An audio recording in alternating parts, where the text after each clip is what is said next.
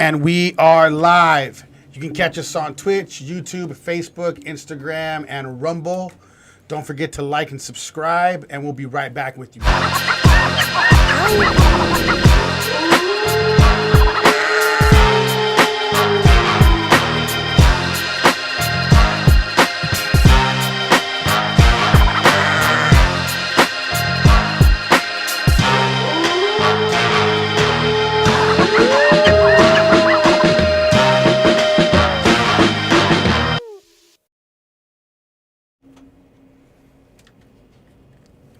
How's over Baz? I'm Jacob Casas. I'm Rico Savage. And I'm Jessica Q. And this episode is called Wealth Through Real Estate. Before we get started, I wanted to thank everybody for watching. We just got our premium monetization, so we are fully monetized through YouTube. We got to clap onto that one. So we are a YouTube partner, and it's just everything is just going to be so different for us, and we just appreciate everybody watching and people liking and subscribing and sharing our stuff, and it just means a lot. It was almost less than a year, but now we're monetized. But now I wanted to introduce our guest. We have a very special guest, Darren Campbell. Hey, how are you? So, yeah, I want to introduce you. I kind of want you to let our audience know a little bit about who you are and what you do. Okay, be happy to. First of all, thanks for having me. I'm excited. Sure. I love any opportunity I get to share wealth building through real estate as a concept. I get hyped up. So, a little bit of background about me. I was born in Chicago and moved to California when I was in 10th grade. And fortunately was a pretty good student, so I got to go to UCLA on a scholarship. Won the Jackie Robinson Scholarship. Paid for most of my education. Go Bruins. Yeah, go Bruins. Majored in economics and got hired by the university right after graduation in the fundraising area. They call it the development department. So I didn't even know that UCLA back then was raising $110, $120 million a year in private donations from alumni, right? But my job was to research the alumni and decide who we should ask for how much. So they had all these dossiers and files on everybody that ever went there. And my job as the rookie, the youngest dude there, was to research these people and find out how much they were worth so the university could then ask them for the $1 million gift or the $5 million gift. Or big guy John Anderson gave a $15 million gift, and that's why the business school is called the Anderson School now. So anyway, the point is I sit in this little room all day researching these people, and I found out quickly that people could be a prominent lawyer or a prominent engineer, but most of their net worth, the wealthy people, that net worth was real estate related. You might make $500,000 as a surgeon, but your net worth was $20 million because you own 5 apartment buildings. That was the common theme. I figured out quickly there's a common denominator amongst the wealthy. Can you re-explain that again? I really like that, and I think that we need to make sure our audience catches that. Okay, so here's the idea. There were many people who were gainfully employed. They had good jobs. They might have even had a very good business. But those were the things that they actually worked at full time. But most of the people who had a net worth over $1 million, over $5 million, over $10 million were really heavily real estate involved. They all, and I mean all, owned real estate, and that's what they could attribute most of their net worth to. So you made a good living. He did a great job being a surgeon, but becoming a surgeon didn't make him wealthy. He was wealthy because he owned a substantial amount of real estate, which continued to go up in value, continued to give him opportunities to cash flow every month, continued to give him opportunities to multiply because the real estate kept moving. Didn't matter what inflation did. The real estate kept going up in value. The dollar sitting in the bank goes down in value because a loaf of bread used to be $3. Now it's $9. Something like real estate, real assets run with inflation. The house was worth $100,000 last year. It's worth $200,000 this year. My parents bought a brand new house in Chicago for $25,000 35, 40 years ago. Today that house is worth $490,000. That money, they would have never made that kind of money with that money sitting in the bank. That money, that same $25,000 in the bank would be worth about $8,000 right now. But you bought a house. The house runs with inflation and appreciation, and now it's worth $400,000. So most people think, cling to that dollar, put that dollar in the bank, put that dollar under the mattress. No, That dollar needs to be in appreciating assets. And there is no greater appreciating asset than real estate. No, nothing more predictable, nothing more consistent. Real estate has created more wealth than any asset class in the history of planet Earth. Not crypto, not stocks, not commodities, none of that, not diamonds, none of that has created more wealth than real estate. And so if you're not in it, you're missing the boat. As a matter of fact, the boat's going right by you and it's going fast. Wow. So what would you say, like, I mean, what would be good for, I would say like our audience and most people that you would think, like, what's your biggest how-to for real estate? What would be your biggest how-to that you'd be able to really, like, let the audience know that maybe people just don't know? How to get that first one. Yeah. How to get that first one. That's really the big dilemma for most people, because the typical real estate transaction takes money, takes credit, takes tax returns, the forensics that go into buying a piece of real estate the conventional way is a hurdle for most people. Matter of fact, in California, the ownership rate is about 26%. That means about 74% of the people don't own. Wow. They rent. That's pretty sad. It's terrible. It's an epidemic. Yeah. Right now, you got corporations owning thousands and thousands of homes in the rental pool, and you got the average citizen renting and not owning. So their wealth is not going up; it's going down. Yeah. And so my biggest how-to is teaching people who are outside looking in how to get in. You see, you got to be in the game to win the game. So first-time buyers, basically. First-time buyers, people who know they should own real estate but just don't know how. They don't have the money or the bandwidth or the knowledge, because it doesn't always take a lot of money and great credit. There are creative ways to get involved, and that's what I specialize in, teaching the regular guy how to get in this game. Because if you step back and look at it, society, culture, the man, whatever you want to call it, they don't really want you in the game. No. They want to keep you broke, and they want to keep you as an employee, and they want to keep you beholding to them. So they can take your money. So they can keep your money. So they can take it and keep you poor and keep you beholding to them, keep you paying their mortgage with your rent. Exactly. Your rent's paying their mortgage. And the wealthy people who don't kind of want to include a lot of people, they don't, that's why do you think they don't teach you this in school? Why do you think they don't teach you this everywhere you go? College, this ought to be the first thing they teach you in college. They don't. Education in our world is built to educate you to get a job and go get employed and go get a check from somebody and then go home and pay your rent. Now you're building his business with your job and that check he gives you, right, and you're paying his mortgage with your rent. Yeah, that's what we talk about in this podcast a lot too. I mean, real estate and taxes, that should be teaching you in school. They should. No. It doesn't Not make even how any to fill out an sense application. why they're doing You know what I that. mean? Yeah. How about how to balance a checkbook? Yeah. How about how to make a budget? How about how to read a mortgage statement? Yeah. How about how to calculate compound interest? All these things they conveniently don't teach us.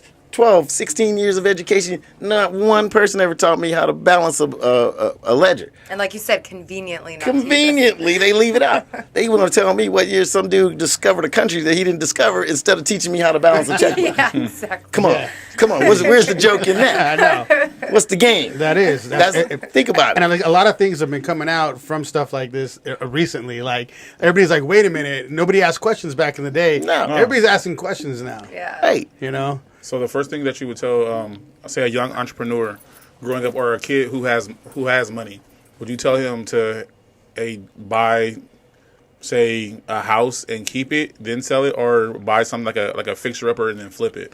I think the opportunity to add value is the greatest thing. You see, just owning a home, you know how they used to say the American dream is to own a home? That's really not the American dream. It shouldn't be, because that's a static thing. If you buy a house and you move into it and you live in it, you've done better than most. However, while you're in that house, you're consuming it. So it's not really paying you, and it's growing in value, but you don't realize that value until you sell it. So what I try to teach people to do is to own assets that other people are paying for. Whoa, I want to own that. I want you to pay the rent so I can pay the mortgage with your money. And then I want to let that grow in value. I want to increase the value of it by pushing that rent. I'm going to raise your rent 4%, 8%, and 3 or 4 years later, that house is worth $150,000 more than I paid for it. Then I'm going to pull that money out of that and I'm going to buy another one. And then I'm going to rent it to you. And then we're going to do it again and again and again. And if you get really good at understanding how it works, you can navigate the system so that you don't have to go broke doing it. You can have somebody else covering the tab for you. There are creative ways to get in the game, but you got to get in the game. If you're standing on the sidelines, it's going by you. Look at how values have gone up in the last 10 years. Yeah. They're more than double. more than double in 10 years right here in Southern California. If you sat there and rented, you paid somebody else's mortgage while that property that you lived in doubled for them. Yeah. Think Yeah, about actually, that. I bought my house 10 years ago exactly. It's double. And it's double. It's double. Exactly double. It's Since and you then, know what? I've- And if you yeah. put that same money in the bank, it would not have doubled, No, not at all. right? Yeah. So Worth the wait list. the best how-to is how to get in. How to get in. So I want to ask you too, because there's been a lot of controversy lately. I don't know if you've seen this. I'm sure you have because you're in the real estate game. So I've been seeing a lot of things people talking about owning a home. I'm just going to keep it there because you might even have your own way of putting it. But they're saying owning a home is not the best thing anymore. Just owning a home, right? So have you been seeing this around? I've been seeing it, and I've been hearing modern day entrepreneurs say it. And here's the thing: owning a home, if you do nothing else, you should own a home. If you don't care to grow a bunch of wealth or own a portfolio or become a mega millionaire, then at the very least you should own a home. At the very least, because it's going to go up in value. It's the best savings account you'll ever have.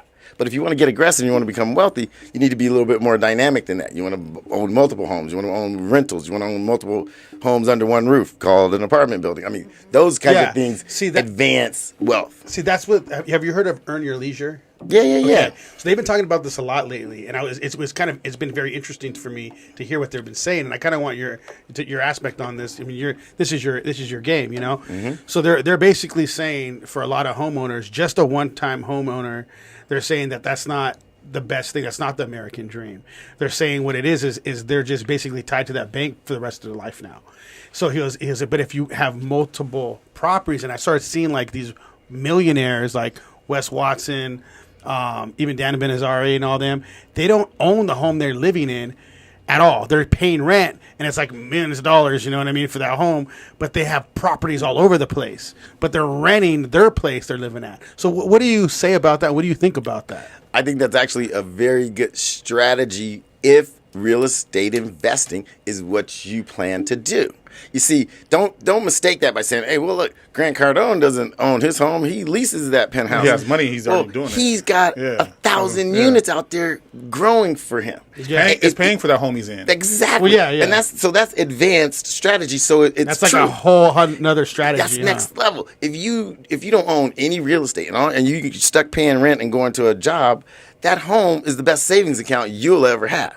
But if you plan to become wealthy, then the idea is you want to own multiples and multiples and hundreds, and you own thousands of units like he does, then you lease that home. Here's the reason they talk about that strategy is because to buy a $10 million home, you got to come up with a $3 million down payment, right? So the $3 million down payment, what these people are basically saying is that you can put that $3 million to better use than dumping it in the bank to pay for where you live. He'd rather lease that place for $50,000 a month and take the $3 million and go buy 10 houses or go buy 4 apartment buildings. So Do you it's think only that as is an a- exchange.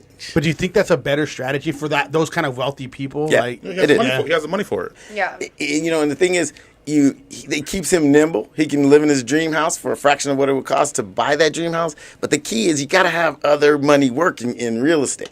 If I hope that some people get the message that he doesn't own his home, so maybe I shouldn't own a home. Well, he doesn't own his home because he's got 1,000 others that somebody else is paying for. Yeah. There's the difference. Exactly. And so they got to be careful when they give that advice. Oh, that's not the American dream anymore. Well, yeah, it is for a lot of people because that's the only place their money's going to ever grow. It's the best savings account they'll ever have. Your home doubled in value. And here's the crazy thing about real estate. Your home doubled in value. But how much did you put down? 10%? So not only did the home double in value, but your return is 1,000% because you only put down 10%. Yeah, I think I actually put 3% because I was a 3%. first-time buyer, so I got that There deal. you go. So you leveraged in. The bank put up 97% of the money, and yet it doubled anyway. So you did way more than double your money. You made about 50 times your money. You see? Yeah. And so ownership, real estate ownership is a fundamental wealth building thing. You can buy that house and live in it, and you make money by mistake. You're making money while you sleep. And Go I ahead. was going to say, because, nowadays people aren't making enough money. It's really a struggle for a lot of people. That's right. And they do dream of owning a home, but like you said, there's like some factors that come in that kind of block them. So, if somebody does want to buy a home, how do they get a down payment? Do you have any pointers or different programs that are available to people? I got lots of them. But I particularly do a mentorship program that teaches people how to kind of get in through the back door. So, for instance, you got a 3% loan. So some people qualify for the FHA 3% down program. Well, that takes credit and tax returns and things like that of a conventional nature, but those leveraged opportunities exist. But for those that don't have those things, a few of those things, the credit, the cash, et cetera, the tax returns, there are other ways. There are people who need to sell. I buy real estate from motivated sellers. Motivated sellers. What's a motivated seller? Somebody that needs to sell, not somebody that wants to sell. Why would they need to sell? Okay, look, we just got out of COVID. 24 million jobs disappeared. Only 17 million came back. Mm-hmm. That's 7 million people that didn't get their job back. I didn't even know that, though. Yeah. So like only 23 million came, you said? No, 7 million didn't come back. Damn. So 24 went, 17, okay, we figured it out. 7 didn't. 7 million disappeared. That's a lot. That's a lot of jobs. A lot of people didn't want to work after either. And that's a lot of mortgages that don't get paid. And then they put a moratorium on foreclosures and evictions so people could sit in their house for 2 years, not pay the bank, and nothing could happen. Mm-hmm. But guess what happened when COVID was over? The bank came back and said, you owe us $83,000 because you haven't made 24 payments. Uh-huh. Pay up. Those people are in trouble. Yeah. Those people would potentially want to sell to you if you say, hey, I can come fix the problem for you. So you got debt, you owe the bank. What if I came in and I help clean that up? I buy it from you, you get a clean start. I just bought this property at a significant discount. We buy them like that every day. There are other people who, the 4 Ds are really where the motivated sellers come from. Death, divorce, distress, and dissolution of partnerships. So dissolving partnerships. So death, everybody dies. So there's a lot of that going on there, right? Divorce, 51% of all the marriages end in divorce. What do they have to do? Sell the assets, right? Distress. That's foreclosures. That's these people that didn't pay their mortgage. That's these people that lost their jobs. They're in foreclosure. They're in pre-foreclosure. That's distress. Great opportunity to buy for 50, 60, 70 cents on the dollar because somebody needs to sell. This dissolution of partnerships. Do you know most partnerships have a sunset date baked into the articles that says we're going to own this asset for 7 years, and in year 7 we have to sell? Well, they don't want to sell. They have to sell. When someone has to sell or needs to sell, you can buy it cheaper. Yeah. Okay. Wow. So I'm actually looking at buying my second home, and it's funny, like this is a perfect interview today because I need to pick your brain. I'm looking at getting a second house and renting rooms in the house, and Great idea. Yeah. So it's a good idea because I was kind of going back and forth. I'm like, okay, what am I? How am I going to do this? You need to do it because look, the one you had doubled. If you had 2 of them, that would have doubled. So the idea is to get more. And however you got to get them, you get them. So, for instance, your home doubled in value, which means you got a good chunk of equity sitting in that house. Mm-hmm. Well, you might also have a good loan with a very low interest rate, so a lot of times you don't want to mess with that. There's a thing called a HELOC, home equity line of credit, that a bank, a lender will give you. They won't pay off your first loan. They'll give you a HELOC as a second. But a cool thing about a HELOC is the bank says, okay, you're approved for a $200,000 home equity line of credit. So they say, cool. They don't give you the money and make you start paying interest on it. They give you a checkbook. Boom. And they say the interest starts when you start using it. So that's the brilliant part about a home equity line of credit. It's not like a conventional second trust deed where you'd start paying immediately, but I better hurry up and go find a house. A HELOC will give you a checkbook, and then you go looking for that next property. I could probably find it for you. And then you use that money to buy that second property, but you don't start paying interest until you write that check. A lot of people don't even know what a HELOC is. Most banks have it. Do you consult for people? So if I wanted to start working with you, would you be able to consult? Yeah, I wear a lot of hats. I am a real estate agent, so I've been a realtor for 31 years, so I can find property. I'm an investor. I've been investing for 25 years, so I kind of know the ins and outs, the ups and downs of why you should buy what you should buy. And I'm a coach. I mentor people and teach them how to grow wealth through real estate. So let's talk a little bit about your book. It's everything you need to know about distressed properties. Yep. And tell us a little bit about your book. Well, the book is designed to just educate people on what distressed properties are all about, where they come from, how people get into distress, and then what you should be looking for in the opportunity that distressed property investing offers. Distressed properties, like I just told you a minute ago, you can buy distressed properties from 50 cents on the dollar all the way up to 80, 90 cents on the dollar because you found someone who's in a certain form of trouble. I tell people I don't buy real estate, I buy situations. These people are in a situation. They either lost their job. I bought a house from a guy who got disabled. He got maimed at his job and could no longer work, and he also couldn't go up and down the stairs anymore in the house that he owned, so he wanted out. So we found him. He wanted to sell fast because he was in trouble, couldn't make the payments. We made a deal. We bought it from him in 3 days. He got a fresh start and got some cash to go start a new life, something that made sense for him. Yeah, so distress comes in a lot of different forms because you guys know life happens. Jobs get lost, people get sick, people die. So those create opportunities for those of us that know what to look for, that we can take advantage of. We can really grow wealth fast. So you've been in this game a long time, but I want to ask you because it's not obviously that's not really putting you on the spot, but because you've been in it so long. Mm-hmm. But if someone was to come in here, what would you say is a real estate expert? Who can say that they're a real estate expert? What do you think those qualities would have to be to be qualified to be called an expert? Listen, an expert, you can fish them out real fast because an expert can tell you exactly what they do, how they do it, why they do it, and it takes you 5 minutes to figure out if somebody knows what the heck they're talking about. Yeah. I've closed $4.6 billion worth of transactions. I've been around the track a couple of times. Yeah. So typically it's hard for somebody. People claim expertise all the time without having done the thing, right? Mm-hmm. An expert usually has done the thing before he starts teaching the thing or preaching the thing, right? Yeah. So you can fish out an expert. Ask me 20 questions and I can answer all 20 of them. You probably know I'm an expert. Right? And there's a lot of people out there who profess to know something about real estate. On question number 3, I stump them. They don't know. You can tell. It doesn't take long. Your audience already knows this dude's a real estate guy. He knows what he's talking about. So can you explain a little bit about the short sales? Short sales. Now, see, here's the thing. Today, we buy pre-foreclosures. Why? Because over the last 10 years, people's equity has gone up, doubled in many cases, right?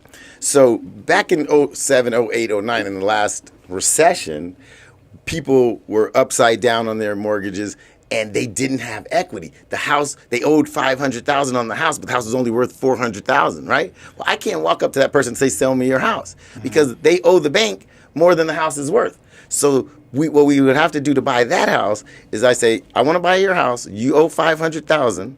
It's only worth $400,000, so I can't pay you $500,000. Yeah. You can't get out, really. So I want to buy your house for $300,000, but I got to go to your bank and say, hey, bank, he owes you $500,000. You guys got to cut your mortgage down to $250 so that I can buy that house, so that you don't end up repossessing that house. See, the bank doesn't want your house, but if you can't make the payments and the house isn't worth what you owe, the bank's in a bit of a pickle. They have to do a short sale in order to sell that house to me. Today, flash forward from 07, 08, 09, we're 14, 15 years later, everybody's equity has doubled in that period of time. So people aren't upside down anymore. So now you owe the bank $500,000, but your house is worth $800,000. So you don't get money back from it. So I can come and buy your house, and I don't even need the bank's permission because you got equity. So today, everyone has equity. So we're not doing short sales today. Today, I'm teaching pre-foreclosure acquisition. We're buying pre-foreclosures. We're buying distress today. See, that's distress, 2 different forms of distress. No short sales. Show it to me. Nobody's doing short sales right now. You don't even hear anybody talking about them, right?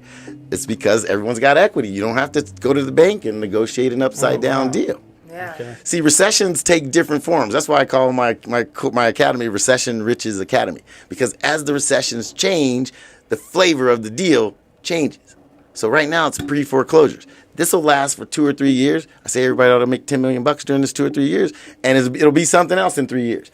If we get to a point where the distressed properties become so great and the values start coming down, we're going to go back into a world where there's REOs, foreclosures. The banks will be taking back the properties. Yeah. Right now, the banks aren't taking the properties because there's so much equity that each person has, they can get out. Yeah. There's a way out. Yeah. I'm going to buy it. I'll buy it from you. But when the equity goes the other way, I can't buy that house without the bank participating. And that's where we go to this That's- to the short sale. Short and sale and I want to then ask REOs. you, like, are you projecting, like, okay, first of all, do you think we're in a recession right now, or do you project that we are going to go into one? Because a lot of people have been talking about it. I'm not sure. What's your point of view on that? I believe we are in a recession. Okay. And So we're already in it. Yeah, we're in it already. And I think we got this period, this phase is 18 months to 2 years. It can be deceptive when you see houses selling for incredible prices. You go, oh my God, we're not in a recession. Look at all those. The recessions lag. So with the activity you see, 6 months, look down the road 6 months. And that'll tell you what the effect of what's going on now really is. So I feel like we are in a recession, and the fallout from COVID and interest rates that have doubled, you guys. Interest rates have doubled. Yeah. I used to buy houses at 3 and 4%. Yesterday I got a guy a quote 8.25%. That's crazy. I mean, think about that. Now, if you don't think the fallout from doubling interest rates is gonna start to show its ugly head, you're fooling yourself. It's gotta. It just takes a while. There's some lag time before people realize, what actually happened. So, Yeah. I think we're in the front end of a recession. Okay, front end. Most recessions over the last 150 years, the average recession lasts about 19 months. Okay. So I think we got 2 years of this market, and then after that, it'll be something else. But And you think the interest rates are going to, because the interest rates are crazy high right now. We have viewers from all over the country, so I don't know what's going on over there, but we're in California, and it's crazy. It's like the interest rates are ridiculous. Do you think that's going to change? Should I, because this is one of my questions is, should I wait to buy that house? Are the interest rates going to go down, or do I need to jump on it because they're probably going to double again? So listen, so I got a strong philosophy about that. That saying that says, don't wait to buy real estate and wait. That's really true, because we only rent interest rates. The interest rate is today, but when they go down, you can refi that house. True. You buy the real estate as fast as you can. You get in it as fast as you can, because the prices aren't going the other way. The prices are doing this, and it's moving away from you. The longer you wait, the further away it gets from your ability to buy it. Okay. Right? So, but if rates come down, I'm going to tell you about that in a second. If rates come down, you just refi it and take advantage. But the value of that house is going to keep on going. High rates, low rates, it doesn't matter, right? Right. Now, I believe from an interest rate standpoint, in an election year, you're going to see somebody try to suppress the interest rates so that they are looked at as a favorable, economy-friendly guy. And he's going to try to win an election by telling the Fed, hey, let's bring those rates back down into the 5s and 6s so that people love me. Because right now, they just touched 8% last week. That's expensive. Yeah. But if a guy wants to win an election, he tells the Feds, hey, man, we got to make the people feel good. Let's lower those rates. So I predict September, October, They might go you down. see rates in the 5s and 6s. Yeah? Okay. That's what I think. Is that why? 'Cause, so I grew up in Fontana. Yeah. So it's all fields right there by the 15 freeway. But now it's like they're building houses, and I won't go back over there for 4 months. And next thing you know, there's houses already 100 more houses. fast. So does that mean is there a recession in certain areas, or is what do you mean? So when they're building more houses, what do you call that then? Like, if it's, Well, there's growth because developers want to develop, and there's a housing shortage in this country. I read something recently that says we have 2 million more families than we have housing units Yeah. in this country. Yeah. So that's going to keep demand high, and supply can't keep up with the demand. So that's why builders keep building. Yeah. But the difference is the price at which a builder can build and the speed at which he sells those varies between interest rates and economic positions. Yeah, like Riverside, the city of Riverside is been told by the state that they have to build 4,000 homes within the next 10 years to accommodate the growth of Yeah. it's the fastest growing county in California. Yeah, so these cities, these counties, they're expected to bring in more. So the growth is going to be there. That's right. But it's like, who's going to be able to afford it? And that's the thing. All these cities, all the major cities have shortages of housing, which is why you see laws changing. 10 years ago, the city of Los Angeles would make you jump through every hoop in town to build an ADU, an additional unit behind your house. Today, anybody can do it. And they're popping up fast. They're doing it fast. What do they call them? The Z homes, where either add-on or in the Casita. backyard, Yep. or in the Yep. backyard, Or or the something. mother-in-law suites. Yep. Yeah. So the Are those laws. profitable? Oh well, think about it like this. Well, I know they're gonna pay for it, but I mean, is for most people is it gonna? It's a great thing to do. If you own a home, And now that the cities are so friendly with constructing something else, now they don't care that the neighbors go, oh, we don't want more houses. Doesn't matter. We have a shortage. The city says everybody can have one. Yeah. And so if you own a home and you got the ability to put a second one back there, I'm going to tell you something else that's just game changer. Build that second home every chance. Rent that thing out. Have somebody else helping you pay that mortgage. Now, here's something that Los Angeles just did that's kind of crazy. They now made a law that passed in January that says not only can you build that additional unit, now you can split it off and sell it. Whoa. Let me tell you that one more time. I got a house. I could build an ADU behind that house, and I can apply to have the lot split and sell off that other house. So what I can essentially do is build something that's not there right now and have that help me pay off the one I got.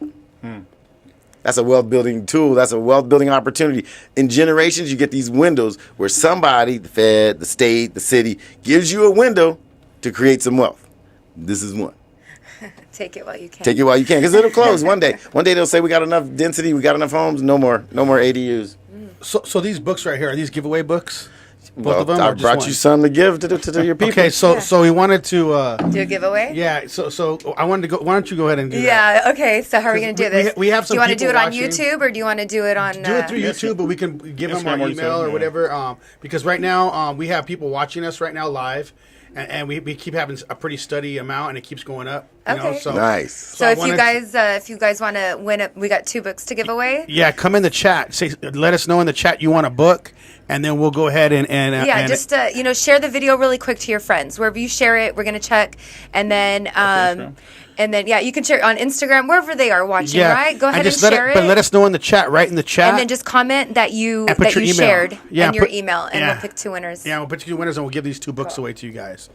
So If go you ahead. tell me who the winners are, I'll sign them for them. How about that? Oh yeah, watch that'd be out. great. How That'd be about great. that? And we'll shout you out on here. So And what's, go ahead. and what's one of the major things that people are usually afraid of doing when it comes to buying a home? Like what's the main thing that's stopping people nowadays? Nowadays, I think people feel like the process is too onerous. It's too difficult. It's scary. The bank wants to check my debt to income ratio, and they want to check my credit, and they want me to have 2 years of tax returns. I think it's the mountain of red tape that intimidates most people. It's very intimidating. It's intimidating. Yeah, it makes you, and a lot of people are afraid of commitment too. So it's like I have to live here for right. a long time, or Yeah. but That's it the makes thing. sense. You gotta You got to jump Take in the that- pool and learn how to swim. You got to get in it, and but it's a daunting process because the banks and the institutions have made it daunting. It's kind of like the real estate investing world. It's been a hidden secret. So what I do is I tell people I'm pulling the curtain back on this whole damn thing. I'm showing people how to get in the game for the regular guy, the average person. The people who are born wealthy, they don't need our help. But people that are coming and trying to pull themselves up, come from the inner city, come from families that weren't born wealthy, it's open to us too. And so I'm pulling back the curtain and I'm showing regular folks how to get in the game, how to win the game. I tell people, roll with me and I'll let you fire your boss in 2 years. And this is the leap from sheep to wolf, right? There you Yeah. go. This is where you See, shed the sheep. I learned that from you That's guys. how you shed the the sheep. sheep. Right here. Let's shed the sheep. Damn it. I like it. I like it. So I have a question for you. Now, when it comes to credit, a lot of people are struggling with credit, and immediately you think, if I'm going to buy a house, I've got to have great credit. So my first question is, what's about the lowest credit score that could potentially get approved for a home? Can you say 0? What if you got I no would say, or credit? do you even need No it? What if you got credit? no Even- credit at all? There are ways to acquire properties without credit because you don't go the conventional route. We're not going to apply with the bank. We're going to find a loop. We're going to find a workaround. There are some workarounds Okay. that don't require credit. There's some workarounds that don't require $1. Nothing. That's when they find you. What? That's when they find you, huh? Well, Up them out. that's right. That's why I right. gotta call Darren. I bought my first 2 apartment buildings with no money down and no bank loan. That guy, the seller, carried the loans for me. So if you don't mind asking, how many understand. properties do you own? I You can give us a ballpark or I something. have owned. Let's put it like Let's do that. 10 or more? Let's do that. Way more. Okay, so 50 or more. Yep. Yeah. Okay. See that? lot. He's legit, guys. See, A lot. Here we go. 50 or more. A lot. 50 or more. And so I think you have to be strategic about when and how you own and sell. So you see, I don't want to own a piece of property just to have my name on a deed. I want to own a piece of property to be strategic, to grow wealth, to help me buy. You know, many times money. when you get to a certain point, the only time you should sell a profitable piece of real estate is to buy a bigger one. Right? And the funny thing is, the government assists you in buying that bigger property. This is crazy.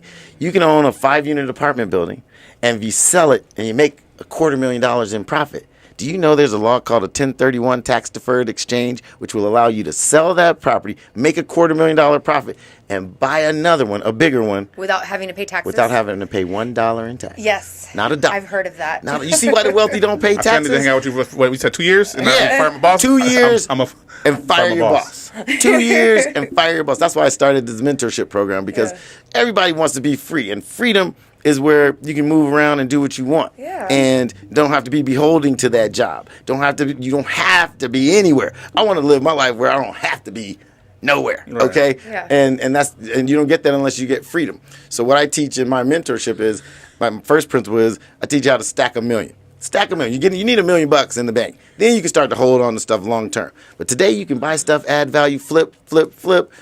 Get $1 million in the bank. Got So it. now the air is a whole lot better when you can look at your bank account and see $1 million. yeah. You know what I mean? Yes. So So go ahead. I just got to just say something. We got our first member to sign up as a howler for House Over Baz. Okay. Our first member, he's paying monthly now. It's our first member. Wow. Like, this is our first. Like, Oh, we should his just give him a book. So shout He out, gets a book. yes, He gets a shout book. out to Yeah, you get a Manuel book. Isaac. He's our first member You got a for Sharpie? House Over You got a Baz. Sharpie or somewhere? So he's paying the membership package that we signed up for. And yeah, it's wow. This is our first thing. Oh, well, thank I'm you, signing Manuel. Manuel's book. Yes, shout out to Manuel There Isaac. you go, man. There we go. That's dope. That's dope. That's Yeah. awesome. Well, This- welcome. Yeah, We're welcome glad to to the have you. Howlers. Welcome, Howler. Yeah. Welcome Howlers over here. Now you- So you're now spitting you're game, official. man, for them. They're liking what they're hearing. Well, I appreciate You know, that. loving I that. appreciate that. Everybody needs to be in real estate. Everyone needs to own real estate. So when it comes to real estate, is it a good idea to take those classes and become a real estate agent and get your license, or just have the money and then say just flip a house and not be actually a real estate? You know what I mean? Like, how does it? Now, see, I've done all of them, and I can tell you What's that the best way for us? not all real estate agents are.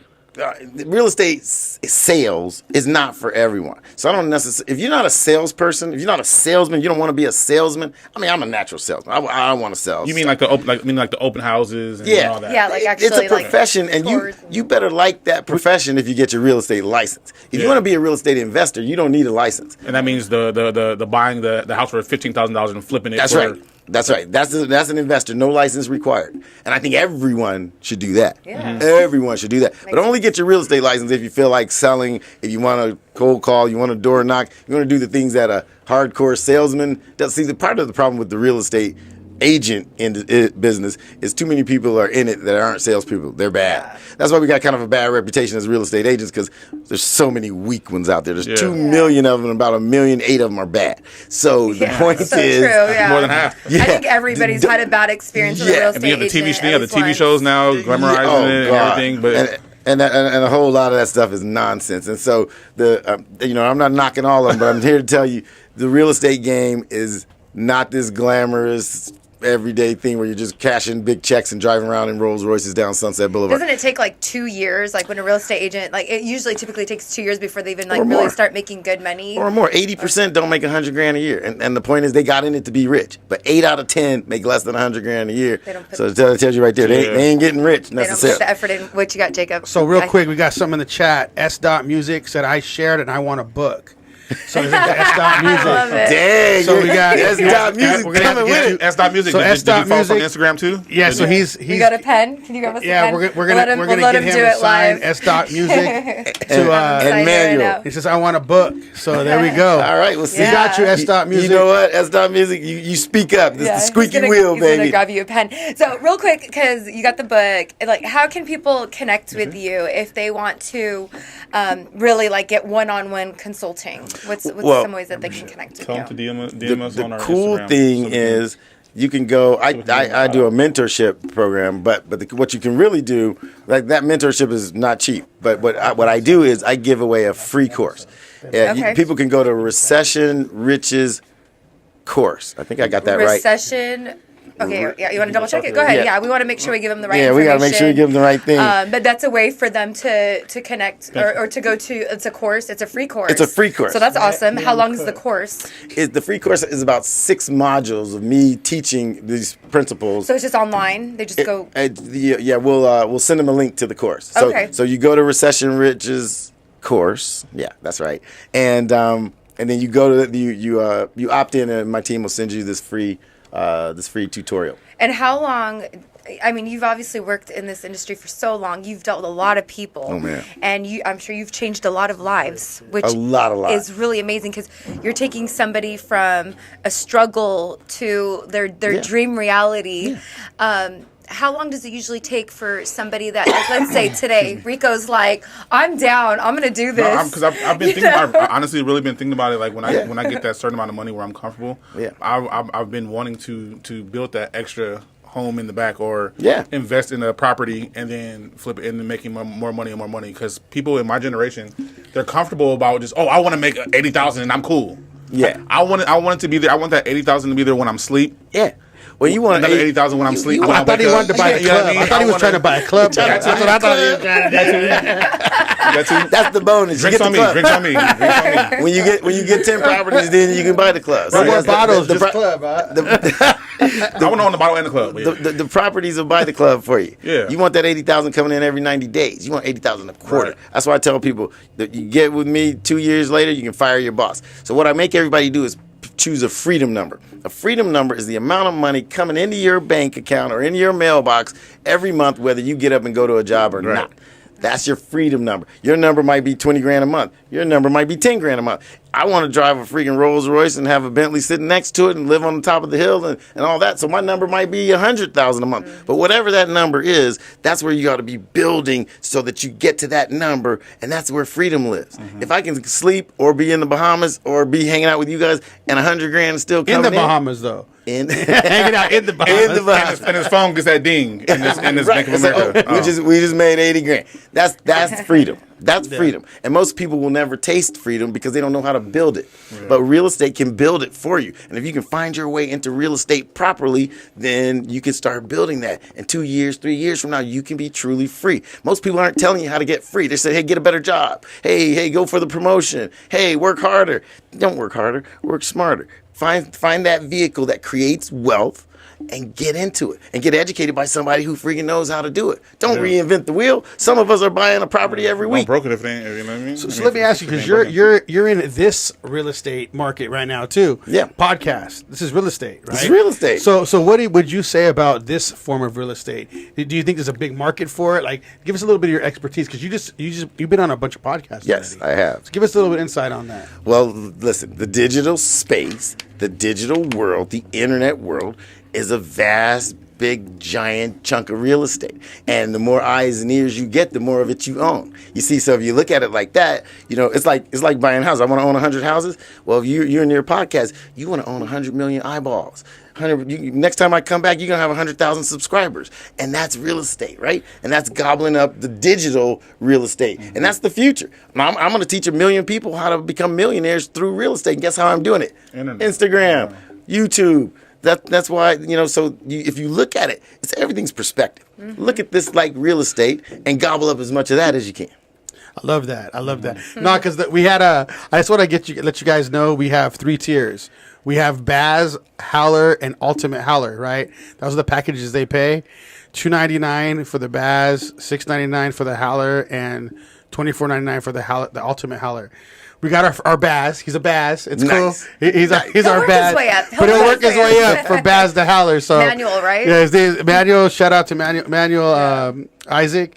But We appreciate yeah, you. yeah, we We appreciate appreciate you, you. man. We appreciate you. He's your Gotta first work- howler, huh? Yeah, he's our first one, Yeah. man. So loving that. Well, That's good. Jacob's been doing this for over a year, and he's put a lot of time, effort, money. Hasn't got anything Yeah. back, but he loves it, Yeah. and he loves bringing people like you on that get the opportunity to teach those out there, more about real estate or about life and entrepreneurship, and it's just amazing. Well, so. the thing that's crazy, I love that you said that because now we can jump into that a little bit. So we're in the Inland Empire. Yep.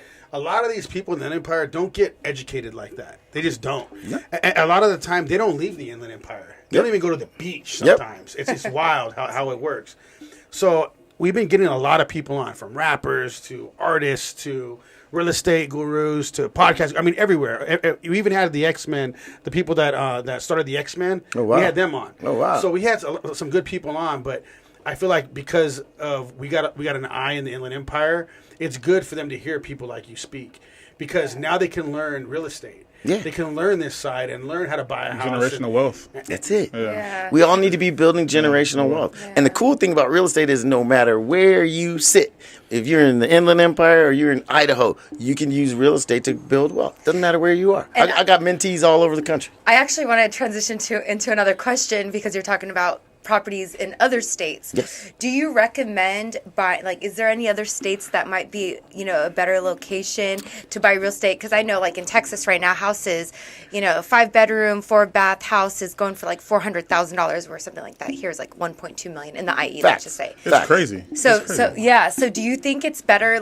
for somebody like us to go and purchase a property out of state, or do you think that's getting a little bit ahead of ourselves? Start with a couple properties more local. Look, the idea is get into the arena, right? Get in the game. And some states offer a lower bar, a lower point of entry than California. We're sitting at the top of the food chain as it relates to values and prices. If you can find a way to own in California, I say do it, because property values here go up Yes, it's faster keep than going anywhere else. But if you can't, go to a growth community, go to growth places. I just did a property in Las Vegas. It's still growing like crazy. Arizona, Texas, Florida. Look at where are the baby boomers moving to? Where are the people retiring moving to? You want to get in the way of progress. You want to get in the way of growth. I want to buy where people are going. And so you can buy in other states if that's how you get in. Yeah. Just get in. But make sure you're buying it in a place that is progressing, an area that Right. it is going up. Right. Okay. You don't want to go to an area that's going the wrong way. There are some cities and some places That aren't where going. everything's boarded up and it's going the wrong way population wise. You want to get in the way of progress, because then a rising tide lifts all boats, right? So Yeah. you want to be in those places that are growing, that are booming, that are expanding. Where is Tesla building the next plant? Where is Amazon opening distribution centers? Those are where jobs are going to be, which is where people are going to live. What do you want to be where people want to live? You want to be landlord. You want to be owner. So get in the way of that progress, So when it comes to building and buying stuff, is it a good idea to have somebody with you, like a partner, or is it always better to do it by yourself? I think people make things move faster, better, etc. Two heads is always better than one.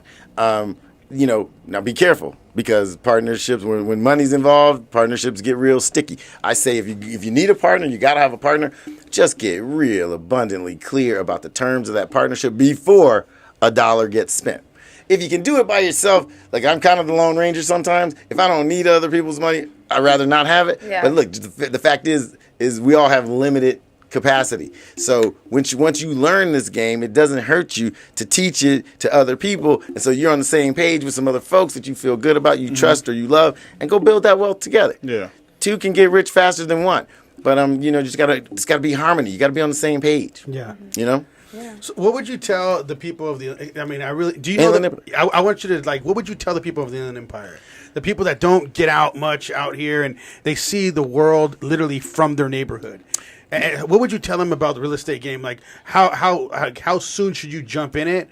And what do you think about even just beyond real estate? Because you're obviously a leader. Yeah. You're a howler in your own right. Yeah. So I mean, what would you tell these people how to get out of their shell and just start investing and doing things like that? Well, I'll tell you this. The beautiful thing about the Inland Empire and traditionally, I grew up in Chicago. I go back to Chicago, and some of the people I left the block 40 years ago, they're still sitting there on the same porch. Yeah. But the point is, wealth can be built anywhere. And if you're fortunate enough to be in the Inland Empire, in Southern California, in the most dynamic real estate market on planet Earth, you can make a fortune in the Inland Empire. You could be a cat who only got a vocational, works a vocation, but you can invest in real estate. You can grow your wealth even if you didn't graduate high school. You just got to raise your consciousness a little bit and start thinking about it. You got to start thinking about it. You know, I know some people that never left the town that they were born in, and that's okay. Wealth can be yours too. And, you know, you're going to have to stretch out there and grow yourself a little bit. But you look around and you see there's cats like me that came from places like cats like them who can do it. And if I could do it, anybody could do it. And so I think, you know, you gotta have some hope for yourself and know that, you know, we look at TV and we look at, you know, what picture society paints about who's supposed to have and who's not, and who's naturally gonna make the money and who's not. You gotta toss that out the window and say, I can have it too. Yeah. That's why I go back to my old high school. I go to Dorsey High every year to talk to people about, look, I sat in that chair where you're sitting, and here I am, you know, so you could do it too. And that's what I want to tell the people of the Inland Empire. Hey, a whole lot of wealth is being created here in the Inland Empire. Look at all the new homes being built. Look at what the home builders are doing. They're doing that because you're in a hotbed. There's an opportunity to get paid, to make money. And so what you need to do is find an example or find somebody who has done it and become a student. Humble yourself for a minute and learn something from somebody who's doing it, so you don't have to make all the mistakes they made. Find a mentor. Bingo. Find a mentor. I mean, listen on that Inland Empire too, because I mean, this is his first time in here, but we can even ask him to come in again, and you guys can ask more questions to him and all that stuff when you guys start finding a way that what you guys want to do in real estate. Let's say you guys watch this episode, you guys want to find something out, we can call him up and have him come on it again, because now you guys have way more of a way of reaching us now. We're seeing it right here. It's wild. So, I mean, I love that. Yep. So I want to get into this a little bit, because what would you say, because, I mean, we just talked about that. You're a howler in your own right. You built your own business. I mean, you're a business owner. You're an entrepreneur. You own multiple properties. I mean, you're a landlord, right? Yep. And you said you have two of those right now. Two of the complexes. No. I've owned over 20 apartment buildings. What we do is, what I recommend is you flip houses.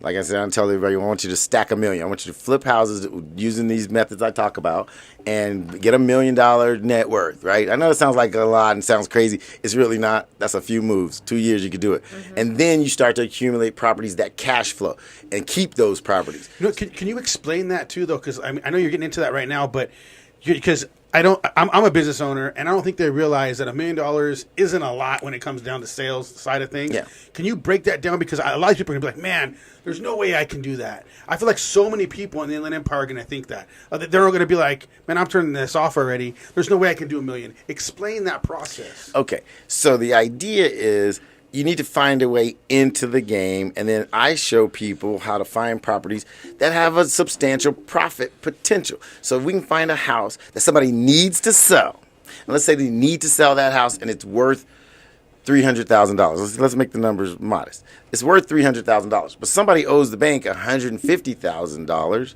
and they can't make their payments anymore. Well, we go in and find a way to negotiate and buy that house from them for, say, $200,000. They got $50,000. We paid the bank the $150,000.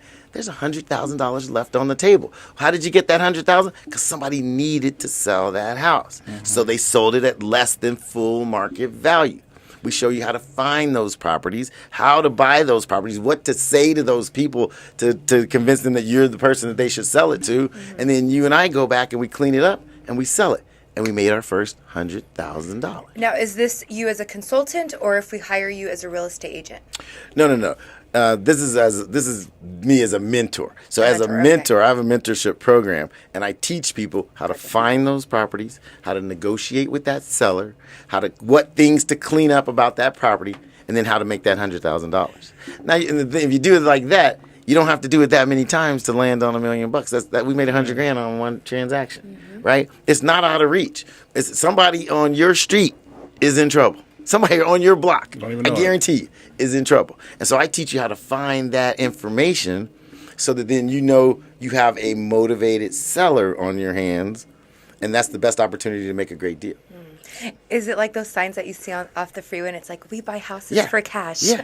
And I see those are called everywhere. bandit signs. And Yeah. those are investors who understand that people get in trouble every day. And they see that sign and go, I should call them. They'll pay cash and they'll buy my house quickly.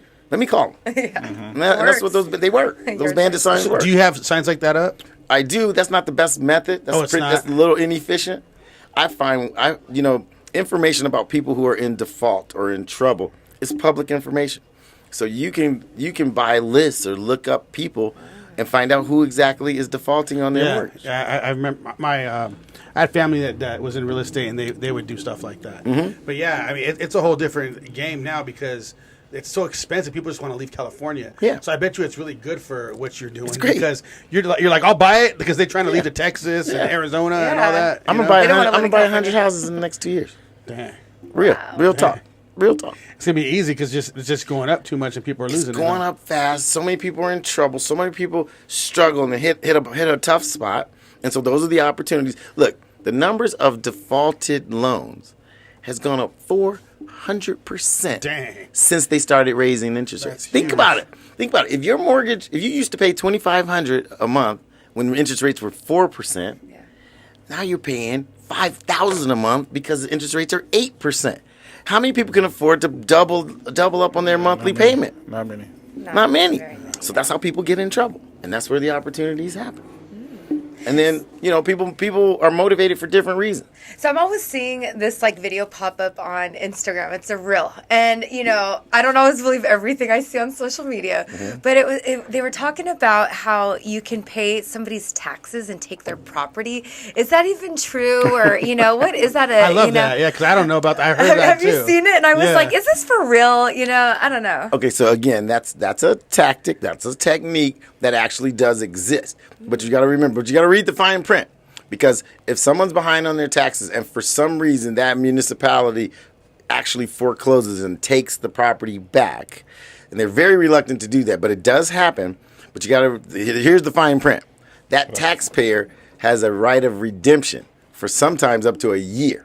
Meaning They can take it back from you. If they go find the property, they can come buy it back from you for a period of time. Okay, but you'll still get so you won't lose your money. But They if have they to don't pay come you what you back, paid. it's yours. Right. If they don't come back, Very you get to keep it. So whatever state you're in, make sure you find out what the right of redemption period is. Right of redemption. The right of redemption period. But yeah, cities and counties do confiscate properties due to unpaid taxes. Wow.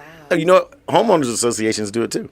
If people don't pay their homeowners association in a condo or a planned community, the homeowners association can foreclose on that house because you haven't Dang. paid your HOA due. I didn't is know that. Crazy, yeah. And you can buy That's that. You pretty can go and sad. buy that property from the HOA as an investor.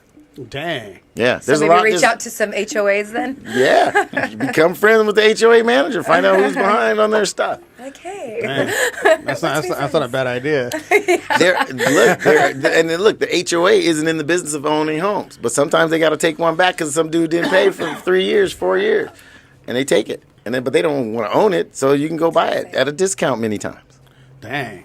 So that's actually a good. I mean, do you find yourself in that a lot? Do you? That's my favorite way to buy right now is pre-foreclosures. People who are behind on their mortgage that need to get out, want to get out. The banks are a little more evil than HOA associations. So the banks are like, pay us or else. Yeah. And that person, gets real motivated to sell toward the end of that thing. And that's a good place And to do buy. you already have a loan company ready to come and finance the property when that happens? Or because I've always thought to do that, you'd have to have the full amount in cash ready to go. No. You don't need the full amount in cash almost ever. One, there are private lenders who will come and loan the money because they see you got a good deal on your hands and they'll loan you that money. But a lot of times we take over the person's existing loan. Oh, even better because if they have a low interest rate. Oh. We take over their existing loan. They bought that house when interest rates were 3.5%. I want that loan. That's a I didn't game know you could do changer that. right now. Yeah, you could do that. That's a game changer. So I knew when I got my Cook. loan that they told me that if I ever sold my house that and I gave them, whoever the loan, that they would just get the same interest rate, which my interest rate's 3.25%. See, Low. I want your loan. I'm not. But you can't have my house. If I bought your house, I would not get rid of that loan. See, I'd pay you the difference between what the value is in that loan, and I'm taking that loan. Yeah. And I'm getting your 3.5% interest rate. That's how you circumvent the interest rate game. They're 8% on a new loan. Hers is 3.25%. He's dropping gems for you guys right Come now. on, Yeah. man. Come on. This is good stuff for sure. Yeah. Good stuff, right? No, go ahead. When it comes to the management part and being a boss and an entrepreneur, how does it go? Because you said you have over 50 employees. Oh yeah, I've had many employees, and from everything from assistants to other real estate agents who kind of worked on the team. To at one point, I started a management company just to manage our apartment portfolio. And I'll tell you this: the management game is not fun. So if you want to become a property manager, good luck. You can manage mine because I don't like it. But the point is, you need to know the ins and outs of property management, because a lot of management companies aren't that good. A lot of them overcharge. A lot of them, charge you to screw to charge you $100. So you got to watch your money when someone else is handling it. But for the most part, as you grow, management companies become your best friend, because if you have 500 units all over the country, you can't be there. You want other people to mind the store. But dang. Okay, so that makes sense. Yeah, we actually had somebody on the show that was about, and that's what I was thinking of that. And he loves it. He loves it. See, it's just like sales isn't for everyone. Property management isn't for everyone. Some people love it. Some people hate it. So Yeah, he was saying he was on the roof screwing in. See? The, Yeah, he was doing. See, I ain't going on your roof. I ain't doing it. And I don't like messing up my manicure either. So I'm not doing manual labor. Do you still have the so when it comes to employees, is all the real estate that you do, is it a company? Is it just you? Do you have help? No, you got to have help. I believe in lots of help. I believe that you give people a lane to run in and let them own that lane. Your job is to manage the real estate. I don't even want to hear about it. Go run it. Do the best job. We'll talk once a week and see how you're doing. You know what I mean? But I believe the way you lever up, the way you expand, is you get people, and people make the world go around. You know what I mean? I want to invest in people who can kick some butt, and then incentivize them to keep kicking some butt. You know what I mean? If we're profitable, hey, you're gonna get a bonus. If we have no vacancy, I'm gonna bonus the management company. You know what I mean? If I'm making more money, I believe everybody's got to eat at the table, right? So if you do your job, let's go. You're gonna do well. If I do well, we'll do well. Yeah. If things are bad, I might have to cut heads one day. I might have to replace you, because But I believe in giving a person an assignment, give them a department, and run that department as if it were your business. Yeah. So make everybody who's on your team be entrepreneurial, at least about their job. I think it's time for the leadership questions. Yeah, actually, I was going to ask. The leadership question you asked. Yeah, I was just going to ask you, because 25 years ago you started this, right? So before 31. 31 years ago. Yeah. Okay. So what were you doing before that, and what inspired you to take this leap into real estate and really dabble into? Well, I've always been, in my mind as a kid, I always knew I wanted to be in business. I wanted the finer things in life. And how do you do that? You gotta become somebody prominent. And so I've always had ambition to want to be somebody important. And to me, importance and prominence and power are very closely related to money, right? So I've always had this eye or this nose for what might make money. And like I told you, that first job was all about figuring out who had how much money and where they got it from. And I quickly learned that most of this money came from real estate. I'm like, I'm in the wrong job. I quit that job after 1 year. I was like, I'm going to get in the real estate business. So was that moment when you seen that? Well, here's what happened. We were raising capital for UCLA. And so I'd get to go to all the chancellor's tent parties before the football game, right? Where all the big donors were hanging out, right? And so I got to be in that room. And so I went to that guy, John Anderson, who wrote the $18 million check to UCLA. I said, Mr. Anderson, I want to grow up to be just like you. What do you think I should do? Oh, by the way, I don't have any money and my parents don't either. And he chuckled at that. He goes, you know what you should do, son? You should get your real estate license and learn all about real estate and start investing. And as a real estate agent, you get to learn about all the best deals and you get to buy them before the rest of the world gets to see them. I was like, ding, ding, ding, say less. I quit my job when I got my real estate license, and that's where my real estate education began. But I'm not saying everybody should go get a real estate license. That's not the only path to getting into real estate. That just happened to be my path, and because I can sell. I like selling. And so that was my vehicle to get me to the point where I could have money to invest. Whatever your vehicle is, like many of those donors were lawyers and doctors, and But have the money to get you gotta get the wherewithal somehow. Yeah. And those were ways to get the wherewithal to get into the thing that's going to really grow your wealth. Like you guys hey, you've been monetized. This thing's going to start making some millions. You should invest those millions in real estate. For sure. Whatever your lane is, do that. Do that really well. Because you're only going to be great at something that you will do. You know, the best workout is the one you'll show up to do, right? The best way to build your wealth is doing the job that you will do happily. You love doing, yeah. And then the best way to grow your wealth is to put those proceeds into real estate. Man, we appreciate you coming on. We're already an hour in, but I do want to ask you one more question. So, what would you say has been the most important thing that you have learned in real estate? The most important thing that I've learned in real estate is that you can add value. So your wealth will grow directly in proportion to the amount of value you can add. You see that old ugly house. What is the value proposition? What can I do to that house to make it go from $100,000 in value to $250,000 in value? And the key things, if you do those key things, that value is predictable. So you give me an old beat up house down the street here, and I look at it, I'll go see what all the good houses are selling for, and now I know if I do that to this house, and I find out how much doing that to this house costs, I know exactly what this house will sell for. So I can buy it for $100,000, I can put $50,000 in, make it shiny and new, and I know I can sell it for $250,000. So I just invented $150,000 like that. Bam. Predictability. I'm not guessing. It's not a casino. He's howling over here. Give him that howl right there, man. Ow. We appreciate you coming on.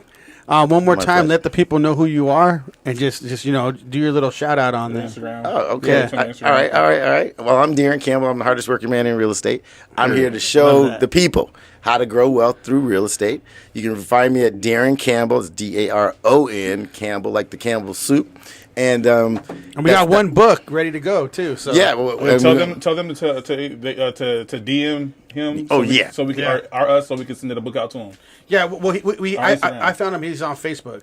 Okay. So he said he shared it to Facebook. So that means he had to be on ours. Yeah. So I'll go ahead and We'll get DM him, you. and we'll get it. We want to sign him. This is his name, S.Music, the way it's spelled. S. Music. And the other guy was Manuel. We give Manuel the one too? Yeah, we can give Manuel Isaac Yeah, one we'll too. give, yeah. S. We got Daniel's our first subscriber. We got our first. You see that? We got our first. He's a Baz. Hey, it's under the Baz, Howler, and Ultimate Howler. So he's our first one. Wow. $2.99 a month. Well, I That's tell wild. you what. I tell you what. When you tell everybody should jump in and become one of those tiers, join one of those tiers for you guys, and one day I'll come back and everybody that's a member, we'll get them on a special one, and I'll give them the special treatment. I'll give them a private we gotta DC do that. lesson. Yeah. We can even do like because dude, we're gonna grow. It's just inevitable. you're gonna explode. And we could just do even a whole show on stage type thing. Okay. We'll get it all rolling, do it. man. I'll be happy to be there. Let's do it. All right. Well, we appreciate you coming on, man. You killed it. pleasure. Thank Can you. Can you just let Thank the you so camera? you. much. It was very nice Where's to the meet camera? you. Shed the sheep. Just say Okay. shed the sheep. Shed the sheep. I love that. Again, How's Over Baz. I'm Jacob Costas. I'm Rico Savage. And I'm Jessica Q. Don't forget to shed the sheep. Thank you so much. Don't forget to like and subscribe. Thank you to our first community, our first person that joined the community for our Howler community. So we'll be back at 7:00. Thanks for watching. We're out. Peace.